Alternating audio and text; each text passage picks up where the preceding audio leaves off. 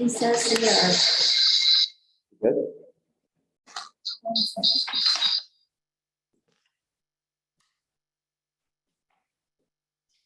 The staff's information on.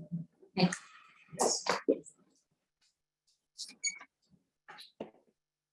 We're an open. Chief of staff report was given, information only. We did the quality review, evaluation, a motion to approve. Make a motion to approve as presented. Second. All in favor? You gotta do a roll call. So we have to go Roll call, one by one. Roll call vote, Dr. Aye. Aye. Aye. Thank you. Roll call vote for quality division update. Approve, make a motion to approve. With the motion as well.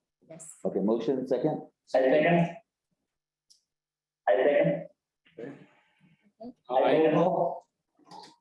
Aye. Aye. Aye. Discussion regarding trade secret, acquisition of modular trailer. Motion to approve. Motion to approve. Second. So just to clarify, that was a motion to modify the capital budget to allow Okay, the right, I'm acquisition sorry. of a modular trailer. Okay, I'm sorry. Modify the capital budget for the acquisition of a modular trailer. Is that right? Yes. Yes. Make a motion. Motion to approve it? Approve. Second? Roll call Aye. Aye. vote? Aye. Okay. Thank you. Here. Last two are no action. Last two were no action. Well, no, Oh, so first was no item action. D was no action necessary. Information. And item E has been tabled till after the open. Table after. Yeah, E's been tabled to after open session. Public comments?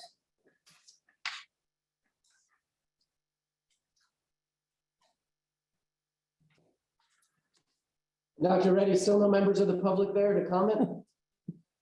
Anybody want to? Okay. No public here. Okay. Everybody's on the beach. That's all. Who else is on? Do we have anything? Do we have a public comment at all or no? No public comment. Okay. Hospital CEO report? Yes, so I have a couple things I'd like to share with the board. That's occurred since the last meeting, so go ahead and see if we can advance this slide.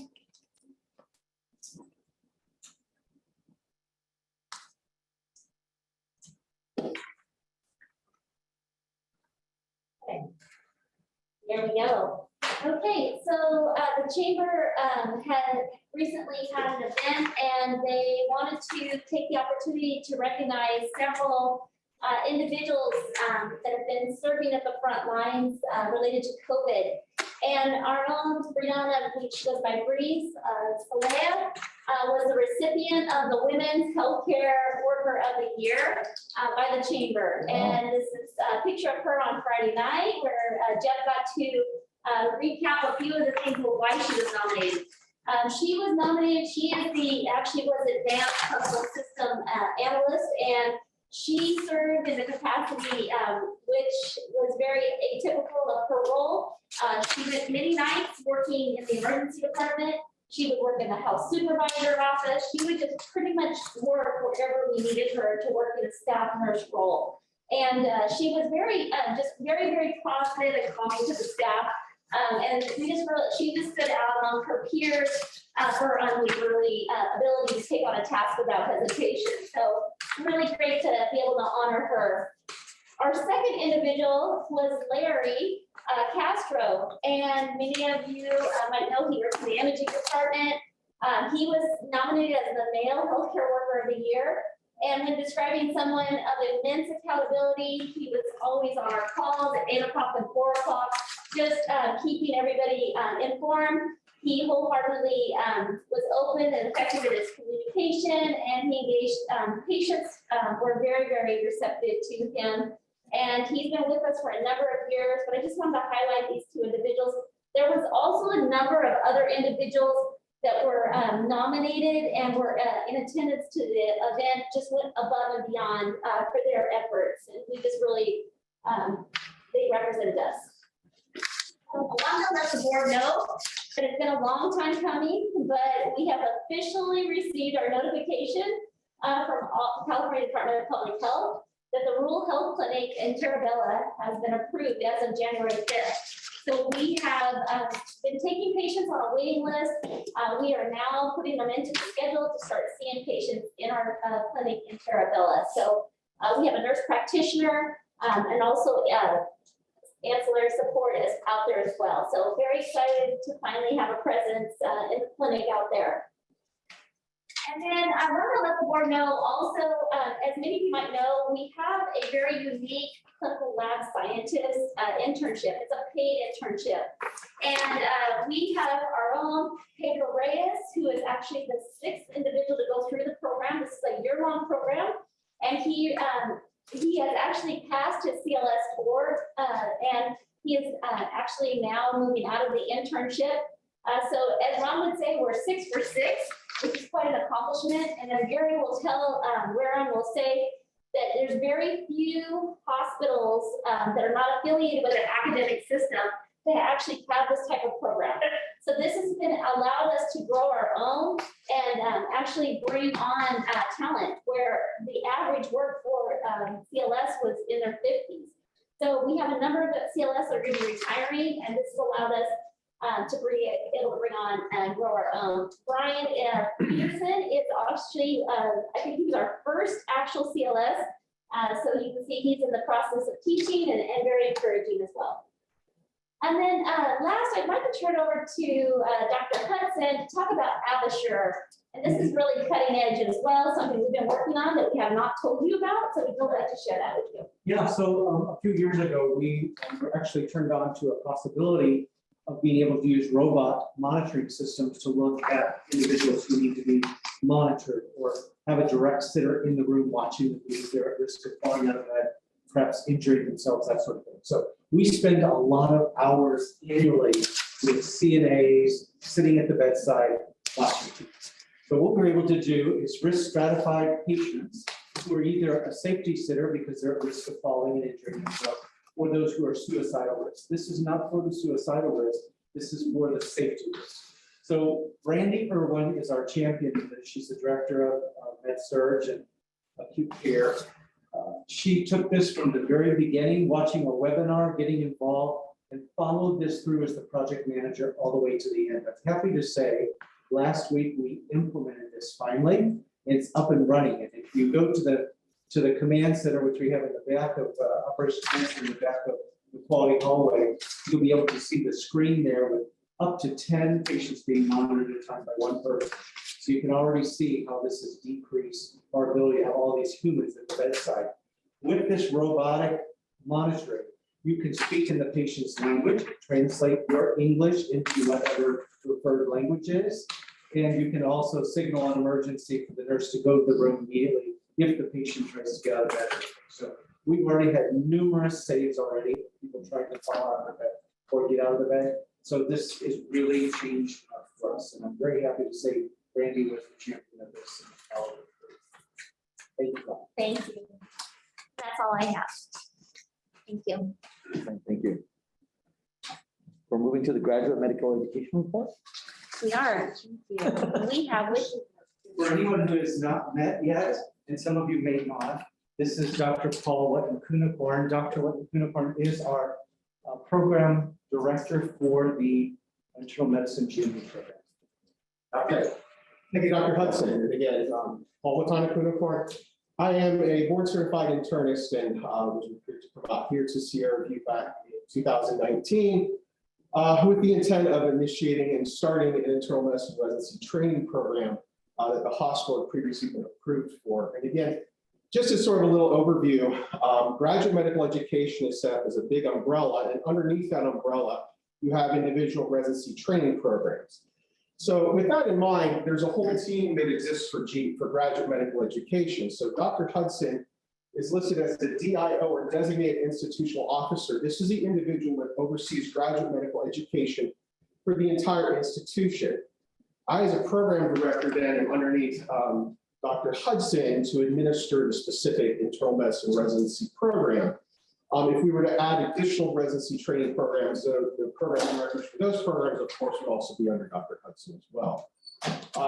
We were very excited to recently add Dr. Sergio Toledo, who many of you probably know from his role as a hospitalist here as the associate program director. So he's taken on a leadership role with the program. We're very happy to have him. We initially had another individual in that role that we lost right at the start of the residency training program. And Brandy Holmes is our program coordinator. We sort of joke that she's the mom of all of the residents and sort of oversees knows and nuts and bolts. So you need a good coordinator to make sure that everything runs as it's supposed to.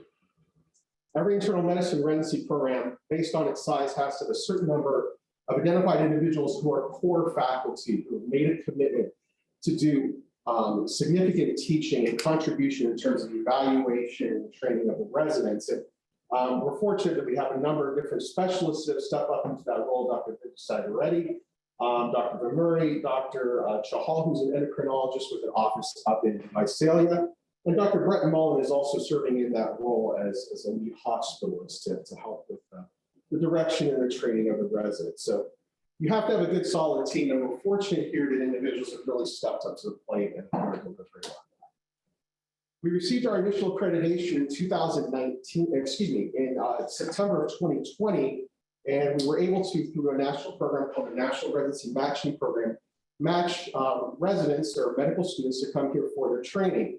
There are two different types of residents. There are categorical residents who commit to a full 3-year internal medicine residency. And these are the pictures of our current 12 categorical residents that we have.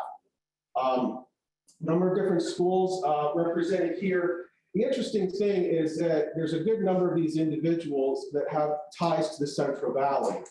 Several that are from the Fresno area, one that's from just north of Fresno. And these are individuals that wanted to be in the Central Valley and are going to want to stay in the Central Valley.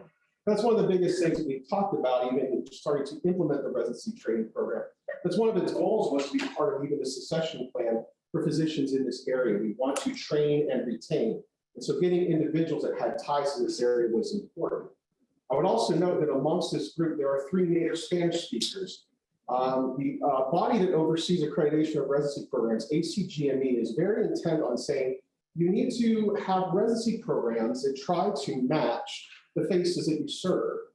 And obviously, we're in a community that is approximately 50% Hispanic and a number of native Spanish speakers amongst the patients that come in here. So it was very important to us that we would get native Spanish speakers, and we're fortunate that amongst them we have 3 that are native Spanish speakers, and one that's actually already taken the interpreter test and actually wears a certified interpretation badge here in the hospital. That's Dr. Laguna at the University. So very happy with this group of individuals, and they've been wonderful to work with thus far. The second type of resident we have are what are called preliminary residents. These are residents who are here for just 1 year of training, and then they're typically moving on to an advanced residency training program. Examples of these are anesthesiology, radiology, radiation oncology. Programs that require a year of training first in internal medicine or transitional year before they move into their actual residency. So we had 4 preliminary spots that we matched this last year. Dr. Adafruz will be moving on to a hematology, hematology oncology radiology residency at Yale at the conclusion of this academic year. Dr. Seeley is going to be going up to Sutter Health up in Northern California, which is closer to where she's from. And Dr. Bird and Dr. Turnbull decided to stay with us. So we're actually going to be retaining them for the full 3 years. So they'll be converting from being preliminary residents to categorical residents. And again, wonderful individuals to work with. And it should be noted that of those 16 residents, I think all but 2 had connections to California in some way or another. So again, we've made a very concerted effort to try to identify individuals that we think we have a high likelihood of being able to keep in the region and hopefully in the local region if we can. Just wanted to highlight a few of the contributions to care, even in the short time that the residents have been here. The residents are working a lot on the inpatient hospital services with the hospitalists. And in that role, they are completing the majority of the initial evaluations on patients that are admitted to the hospital on the medicine service. So they've completed the vast majority of the history and physicals on these patients since the start of July.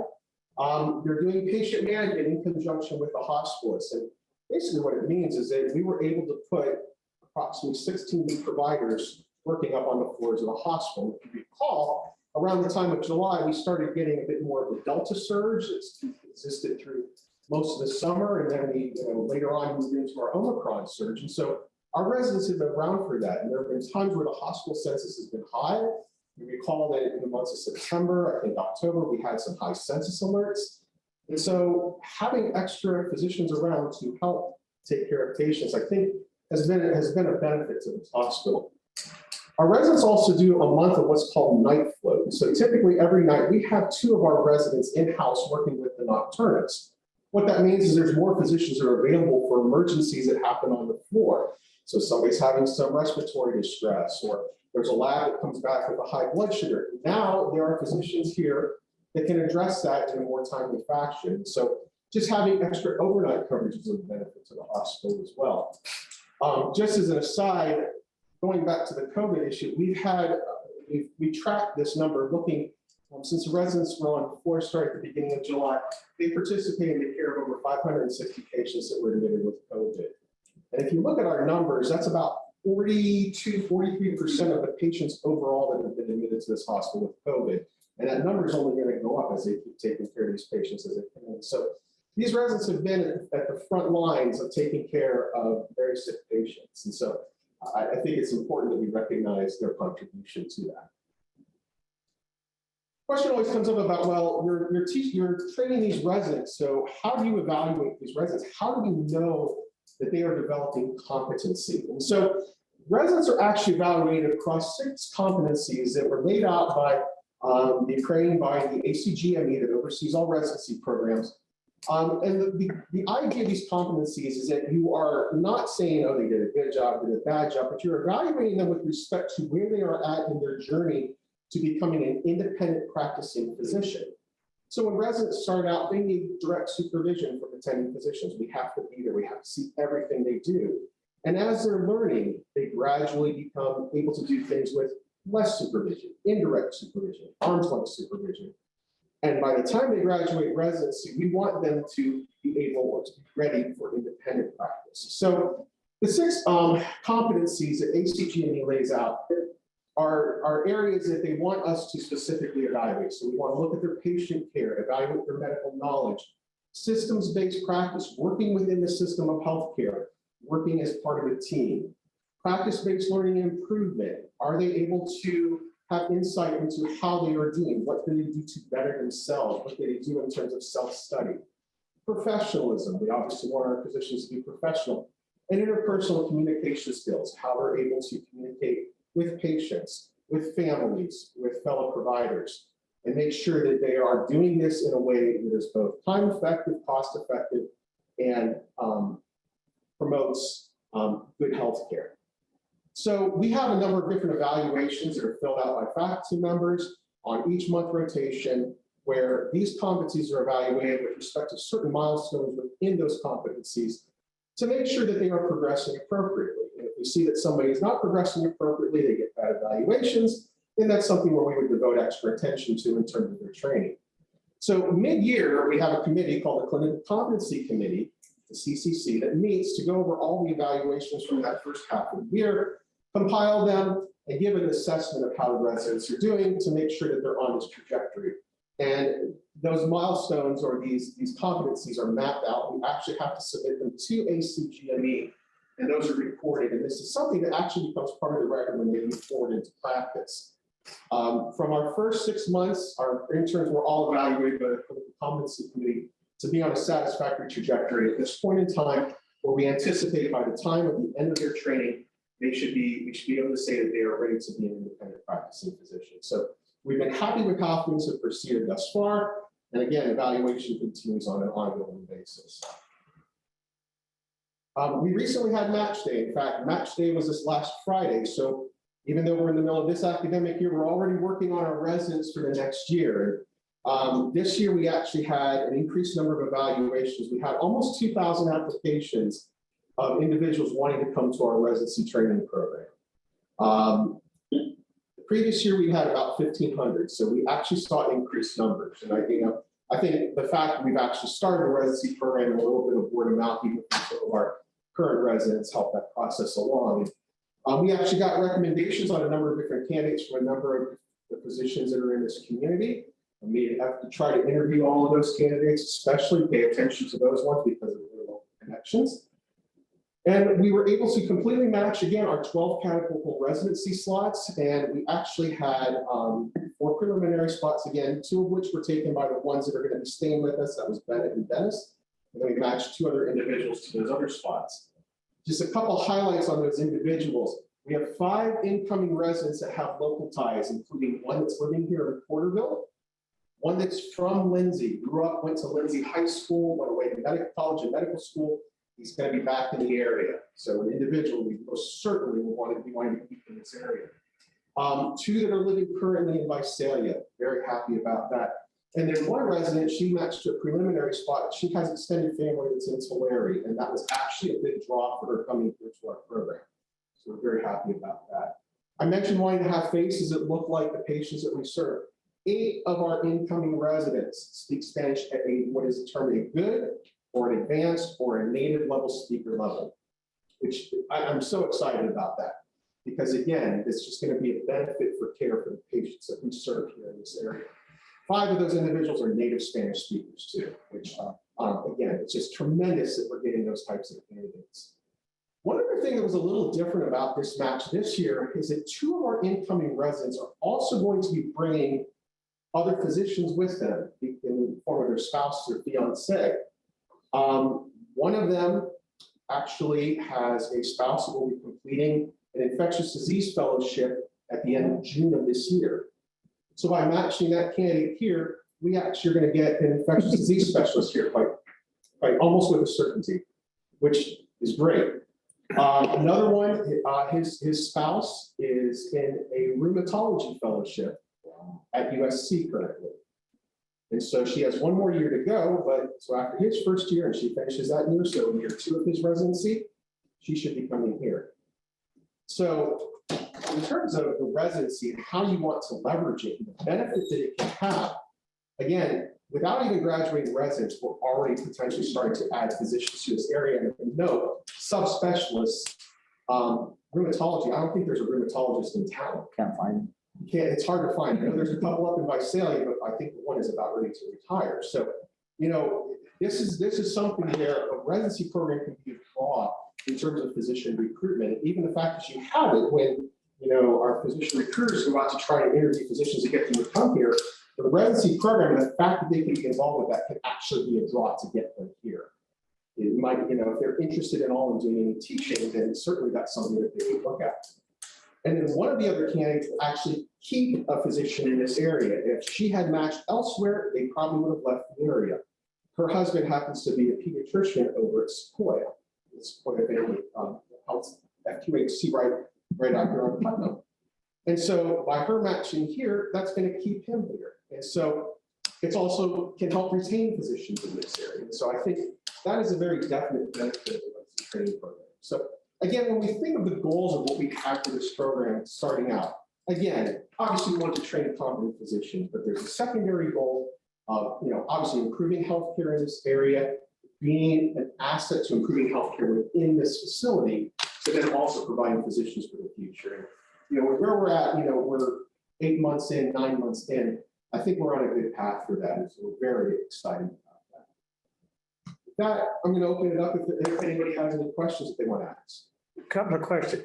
Do you have a core program for 3 years? It's like, if you want to be, you go to medical school, you get out, and you do a residency. Is there certain classes or type of diseases or whatever that residents should see to be in internal medicine? Yes, there is. And actually, there are requirements that are laid out by ACGME in terms of the experiences that residents need to have. They need to have a certain number of months that are completed on inpatient floor rotations. They need to have a certain number of months that are devoted to critical care. And critical care months are ICU, coronary care units, step-down units. They have to have some experience rotating through the emergency room. And actually, our second-year residents will rotate through the emergency room for a month starting this next year. They need to have experience in all the different subspecialties within internal medicine that are considered the core subspecialties. So you have cardiology, nephrology, pulmonology, infectious diseases, endocrinology, rheumatology. Geriatrics is considered a core rotation. Neurology is considered a core rotation. So you need to have, those are considered their required electives, if you will. They're not inpatient medicine months, but they're within that subspecialty, so they have to have exposure to those. And then they also have time to explore some other optional types of things. So we're looking at potentially adding, a 2-week ear, nose, throat experience. Primary care physicians out in the office, they're the first ones to see, the coughs, colds, and ear, nose, throat complaints that come in. They would benefit from some exposure to that type of a setting. Our residents also have to have exposure to primary care. And so they do months with a primary care physician in their office, but they also have continuity experience in a resident clinic. And earlier this year, back in September, we started our own clinic here at the hospital, the Academic Health Center, which is located on the second floor of the medical office building. And that provides a chance for our residents to have their own cohort of patients that they see in continuity. So the patients that we've started seeing there, a lot of them are patients that came into the hospital, didn't have an identified primary care physician, were admitted for whatever complaint it was. They were being discharged from the hospital and they needed follow-up, but they didn't know who they were going to go to. They were able to follow up with the resident physicians in our academic health center. I'm actually doing some of the oversight of the residents in that clinic for those continuity types of visits. So there's also outpatient medicine that's involved as well. They have to have a required at least 33% of their time in the hospital, 33% of their time in outpatient settings, and the other 33, 34% can sort of be a mix of those types of things. Hematology, oncology, I forgot to mention that as one of the other core rotations as well. So there is actually a grid and a layout that they have to go through as part of that 3 years of training. Now, is that broken down into 3 separate years, what they do, or is it random? It's broken down into 3 separate years because there are certain things where you need a scope of experience first to really get a lot from the rotation. So in their first year, residents are typically doing 5 months inpatient floor medicine. They're spending 1 month doing ICU rotations. They're spending 1 month covering, actually it's a month and a half that our interns are doing on the night float service. So that's considered inpatient medicine as well. They do a month in a primary care setting. So they do that. And then they've got about 3 months that are left for the year. And so that's where electives get worked in. So they might spend a month on cardiology with Dr. Sagaretti, or they might have a month on endocrinology with Dr. Chahal, or might do a month of nephrology with Dr. Vermurray, or what have you. So, and then in the second year, we move on to that. There are certain rotations that lend themselves well to being done earlier on. For instance, we admit a lot of patients to this hospital with diabetic ketoacidosis and endocrine components. It really behooves our interns to get that endocrinology elective early on because you're going to see a lot of that. We have a lot of cardiac admissions. So obviously getting a good foundation of cardiology, there's a lot of cardiology, obviously, in internal medicine. So rotating through cardiology with our cardiologists and working with our cardiologists, getting that in early is good. So certain electives we haven't focused on so much this year. As we grow the residency, as we add the second, we'll have second years next year, then those numbers of electives and those rotations will expand from there. The third year is really where the experiential types of electives come in, the things that are more not necessarily required experiences, but elective experiences. That's where those types of things get done. Do they get textbook work along with this? Excuse me? Textbook work along with this? So we actually have an online platform with modules that are sent out to the residents each week, something called DecoMed, it's your textbook types of things, but it's being done online, where you have modules they complete and there are short quizzes that are done at the end of those modules. The idea being that we can cover high yield topics with high yield information, make sure that they review it, and then we actually have a way to assess them with the short quiz at the end. This was the first year using that platform. We've had some conversations about whether we want to move to a different platform that's perhaps a little more board exam oriented, one that's put out by the American College of Physicians, that's geared more for the internal medicine board certification exam. But yes, we do have those types of readings. And then there's also conferences that are done, noon conferences where there are didactic lectures and and some interactive types of lectures and experiences that are done with the residents as well. So there's didactics each day that are part of the education process as well. Once they do this, will they be prepared for the board certification, or will they be more studying? I sure hope they are. That is the goal. They should be board certified after the 3 years of residency, and if they're not, then quite frankly, we haven't done our job. Ideally, every resident is certified. We'll get a grade score from that, so. Are there any areas where the residents are not getting enough exposure so that the board can start looking into those services that we could bring it over? So we have to add the elective experiences in that we talked about. And I know that Jeff and Todd and others have been working on contracting with physicians to make sure that we get those experiences. So adding in those subspecialty rotations that we talked about, making sure that we get those on board. We sort of been very deliberate in terms of adding things slowly because we want to make sure that the experience when they get it, that it's done right. And you need to make sure that the faculty members are comfortable with what they're being asked to do. And again, this is sort of a unique situation. You know, this is starting in a community where there has never been graduate medical education before. And so part of the process is that faculty that we identified, once we're supervising the residents, you know, they know their specialty, they know their job, they know what to do, but they haven't necessarily been in a teaching role before. And so it's almost like you have to learn how to teach and get comfortable with teaching. And so we've been trying to be deliberate about that and bringing those things along slowly. And so certain of the rotations that we've set up were individuals that had more of an enthusiasm to maybe start doing teaching right away, or individuals where we knew that it was going to be an experience that was going to be a benefit, especially in this first intern year. So to your point, we're working on adding those core rotations in gastroenterology and hematology, oncology. We hopefully will have contracts done to be able to do pulmonology, infectious disease, all those different subspecialties. There are two areas that are of concern, and we don't have a rheumatologist in town, and rheumatology is one of the core electives. We don't have a board certified geriatrician in town either. And so those are two things that we are paying special attention to, because we have to have those experiences lined up when ACGME comes and visits us again to reevaluate the residency program. We think we have the rheumatology one addressed through the match. We should have that one ready to go. So that actually makes life a whole lot easier if we don't have to try to recruit a rheumatologist. The geriatric rotation may have to be an away rotation that's done at another institution. You know, obviously the hospital will work to see if we can get a board certified geriatrician here in town, but you know, that is difficult. And the pandemic has not made things any easier in terms of physician recruitment. It is hard to get physicians for that. It's a hard area to recruit physicians to. I don't know any other way to say that.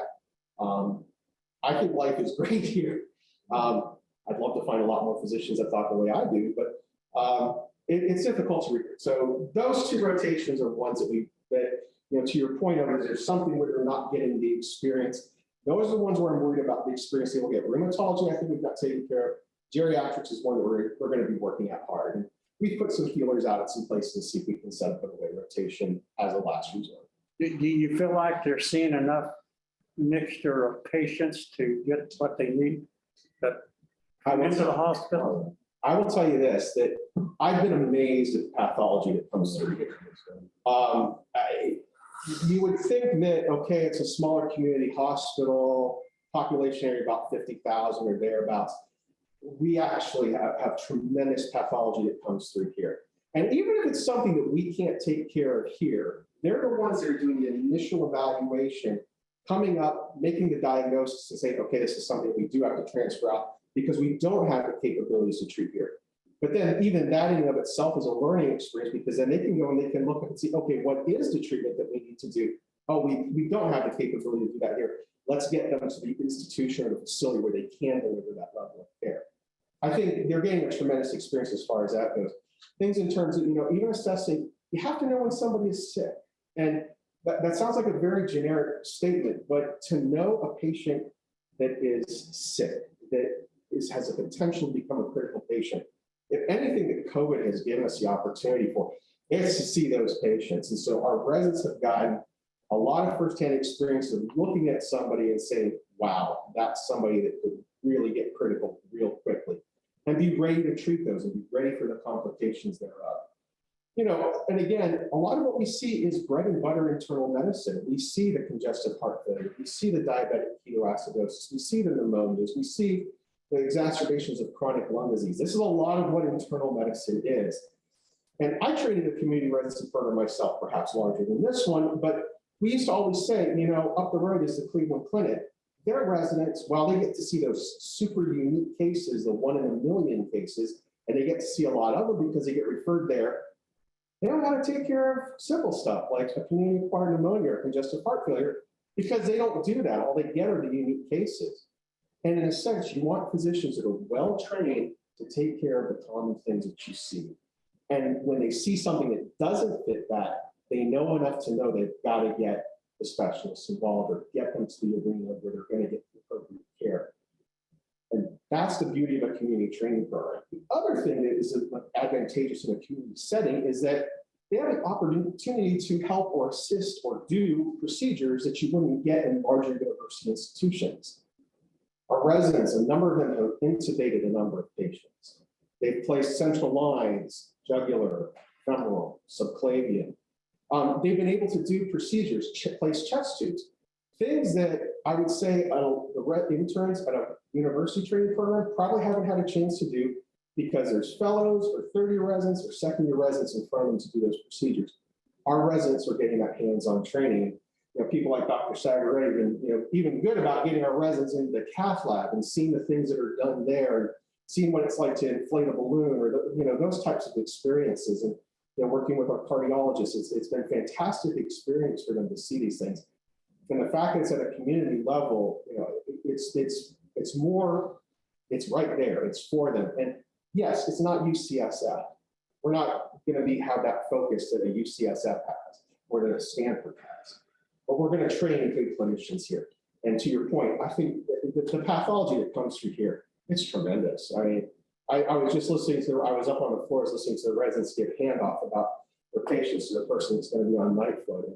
You know, hearing some of the cases that they've got, it's like, wow, you have to deal with that. I'm surprised that's here, yet it's here. It's amazing what comes in. I think part of that is the area. You know, you've got a population that a lot of times defers on healthcare until it becomes major or critical. And that's when they come in. And you know, obviously we'd like to get its more preventative mindset out in the community, but we're getting the benefit of seeing those cases here. So the pathology has been tremendous. Thank you. And Dr. Paul, this is Dr. Reddy. I just first of all, a few comments and questions. First of all, I want to thank you very much for helping us, the program, and commend you for a great job for such 8 months. Our new program, I think, was very impressed with the type of candidates we chose, despite having to not to see them, interview them through the Zoom interviews. An amazing job, and really congratulations on doing such a good job. Thank you. And I think it is exciting. I can also make some comments as a faculty member that it's been very positive. The patients really love it as being residents. They think it's great. First of all, they don't understand what's going on here, and suddenly they see all the residents.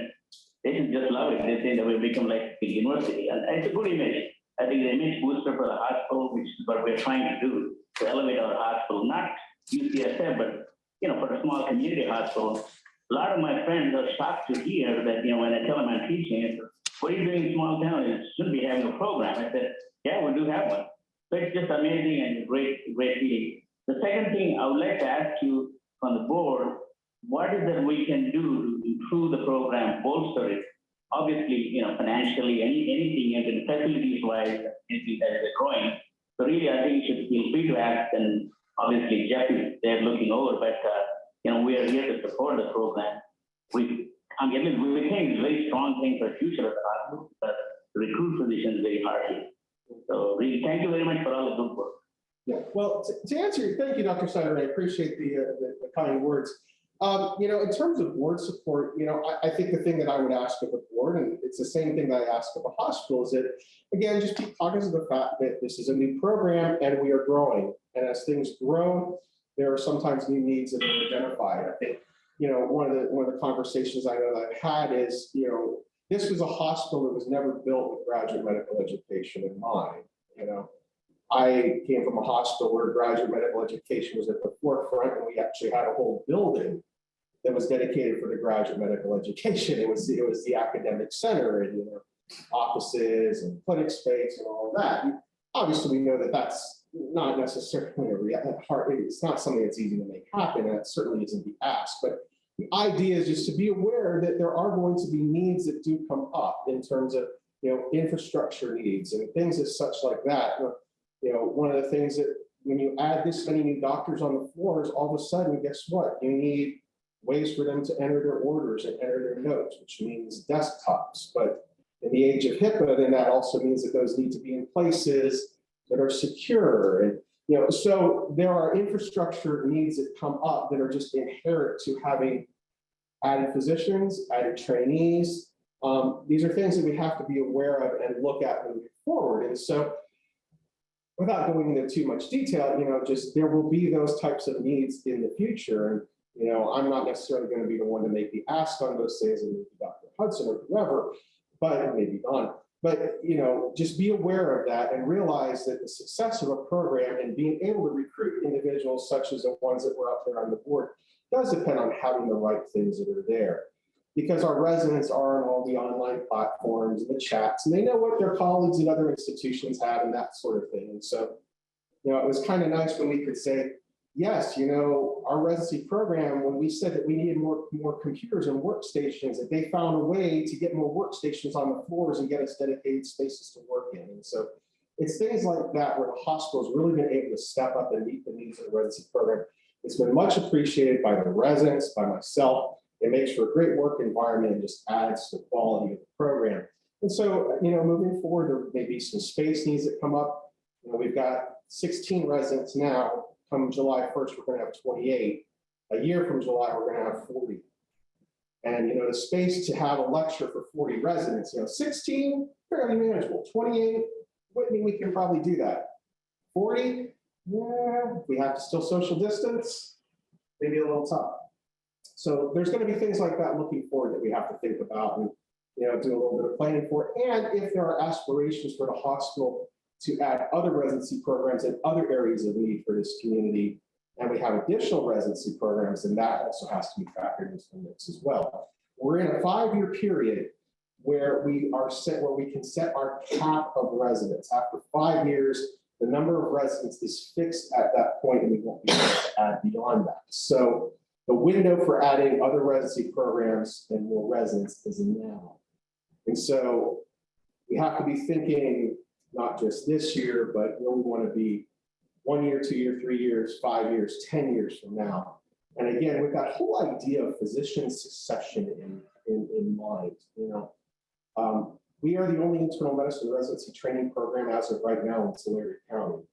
The next closest one is up in Fresno and down in Kern and Bakersfield. So, you know, even Korea doesn't have internal medicine residents, and their residency, their graduate medical education is already capped.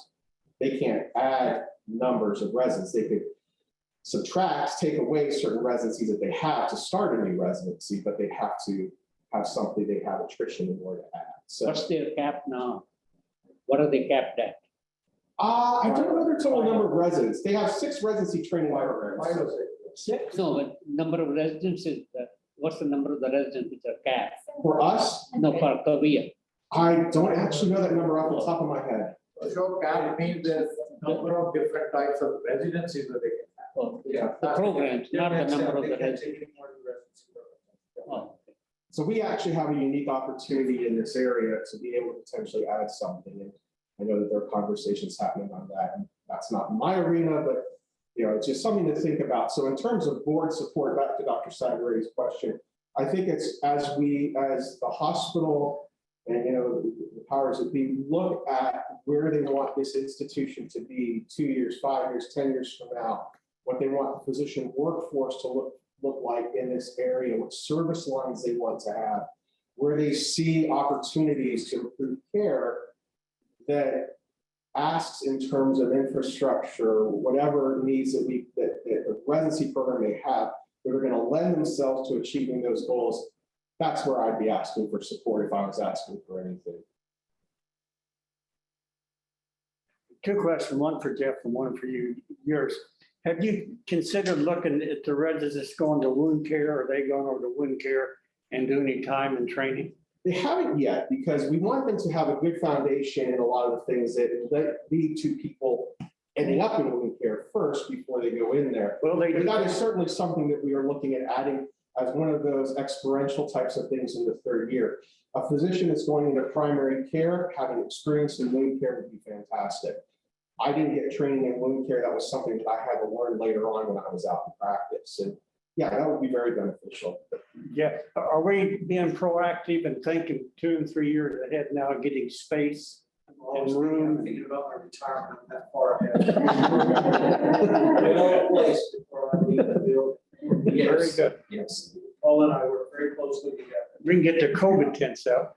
Yes, Yeah. we have to think all this ahead because we're planning for the next group to come in and the next group that's going to be moving on, so. All that's been looked at. Yes. Maybe on another floor of the hospital. From the strategic plan, Probably could have had another floor with COVID, quite frankly. but- the basement. Thank you. If there's no more questions, thank you very much. Thank you very much. Thank you. Thank you. Thank you. You should be commended, I think. This sounds very good. 2017. We started to talk about this. so. Right. February So 20th. once the residency program, it brought the average age of physician down to, average age of physician in town is getting bigger and bigger, so it brought a youth level up, so average age of physician is down significantly now. The reason why we had got those residency programs was that in this Central Valley, emergency services, whoever gets the major burden from that has the residency in emergency. So they got, similarly, you have psychiatric, they have a whole inpatient unit of psych. So they started the psych residency. So those are the specialties. Once the specialties are in town, then you can contemplate on adding those guys. Otherwise, it's a dead end. Actually, I have one more last question for Paul. The Korea Delta, we're supposed to work with them, doing some type of association, something like that. Are we still going through that? Yeah, my understanding is that there's a joint powers agreement between the two institutions, and that's going to actually, they've explored this, allow the residency training programs to potentially work together. So we're actually anticipating even potentially having some of their interns potentially rotating here on services. And then anesthesiology. So it'll be a cooperative type of thing where we can help each other out, and just add to the training here in the Central Valley and hopefully keep positions. Thank you. Thanks. Thank you. Doug with the finance. Sure. Yeah, I think we're ready to go. So quickly looking at statistics for the month, our acute days, 15% greater than budget. All that was driven by a higher length of stay, which is 28% greater than budget. Long-term care days were off, outpatient visits. So we started off the year pretty good, and since then we've been settling down. On a year-to-date basis, we're now, our acute days and the average length of stay, they're both up about equal amounts. Long-term care off 5%, outpatient visits off just a bit. And compared to a year ago, our acute days were up, so is the length of stay. And our outpatient visits are doing better than where we were last year. I think the biggest thing that we've still got a big one is our outpatient service. Revenues for the month, total patient revenue, we were off 4.3%. Supplemental funds came in very strong for the month at $787,000. So net patient revenue was $762,000, or 7% greater than budget. Other operating revenue was off $175,000. Our total operating revenue was 5% greater than budgeted. Expenses for the month, salary, wages, benefits grew below, I think it's 9%. Pro fees were up $2.3 million. All of that is contracted staffing. So our total operating expenses were up $1.7 million. So we had a loss from operations just shy of $1.5 million. which was 1.1 million greater as far as loss than we expected. Non-operating items for the month, 2 million of non-operating revenue. With that, substantial portions either the state grant or the staffing that came to the state, and then provider relief funds. So we had an increase in our net position before fair value of investments of 451,000. We had about a $1.3 million correction to the market on our investments. So we have a decrease in that position for the month of 839,000. Year to date revenues pretty close, 1% to the good at this point. Net patient revenue, we're up 10%, almost 9 million. Total operating revenue up 7.8 million, about 8%. Expenses year to date, salaries, wages, and benefits are 5% below budget. Again, the pro fees, all that, the 11.4 is all contracted staff. Now of that, about 45% of it has been picked up by the state. So the interesting part, which helps us include the non-operating, but the state grants at the end of this month. But request for contracted staffing goes on. So if that doesn't change, that loss of operations is not going to be picked up by any non-operating. So non-operating items, again, 10.3 total non-operating revenue. We have an increase in that position of about 3.5 million, which is better than the budget, but then there's 4.9 unrealized loss in investments. In comparing operations to a year ago, revenue is up 12.8 million, expenses are up 12.5 million, for about 300,000.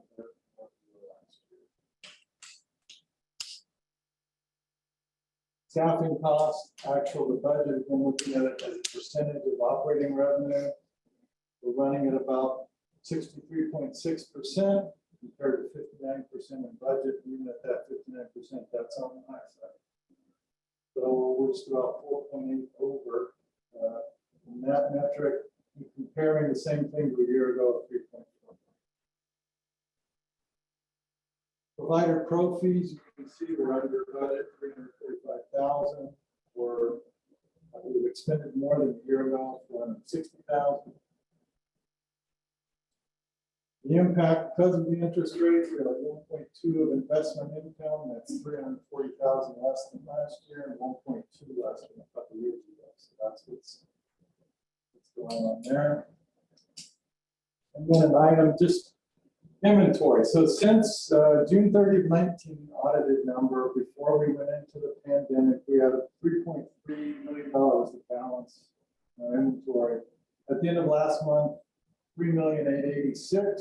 So we're up about 580,000 or 18%. That breaks down 379,000 in general stores, which most of that are PPE that we acquired for COVID. Surgery is also, we've added some providers and procedures. And the other thing I want to report, there are no write-offs in the surgical inventory due to the expiration of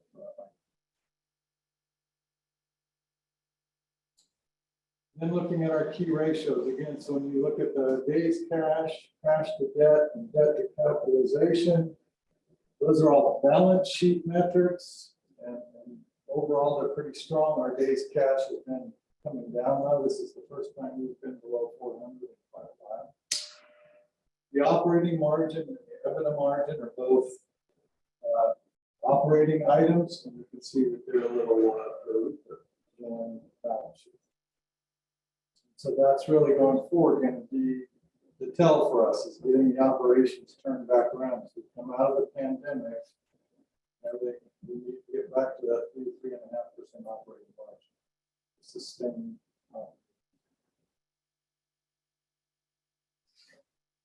Questions? Thank you.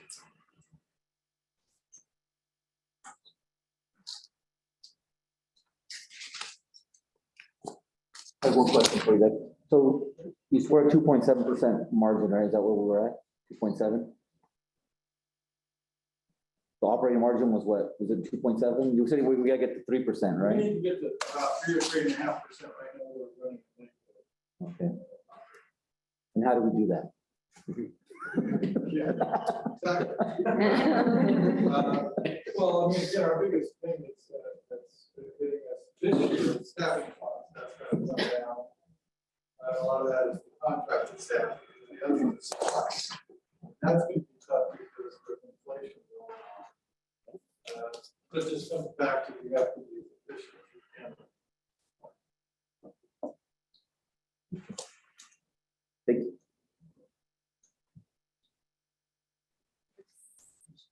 Motion to approve.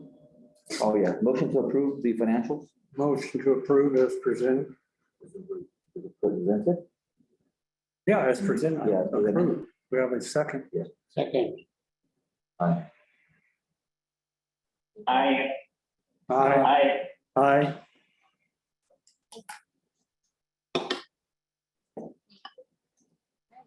So you have two announcements. The board needs to, the 700 forms are due by April 1st, which is next week. And the next regular board meeting is on April 26th, starting at 4:30. And, pardon me? April 1st, April Fool's Day. It is April Oh. Fools, yeah. Oh, they really do? They really do. Super do. Okay. No lie that one. So we'll reserve the right to not adjourn the meeting, but to take a pause so that we can go into closed session. Okay, we'll take a positive close. All right, Take a break, take a 5 minute. 5-minute break? Yeah. Okay, that'd be I great. submitted mine already. Oh, you already, okay, thank you, Dr. Reddy. All right, Yeah. all right, thank you.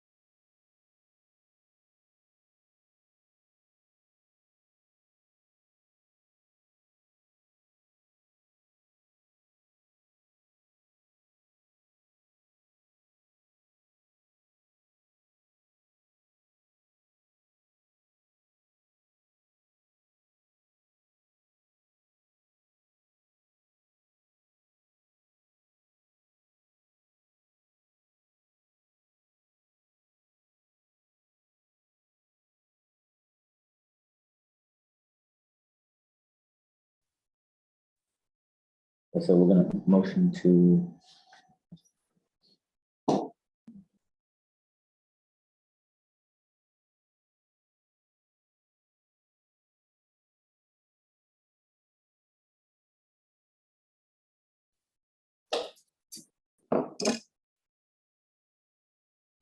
Open.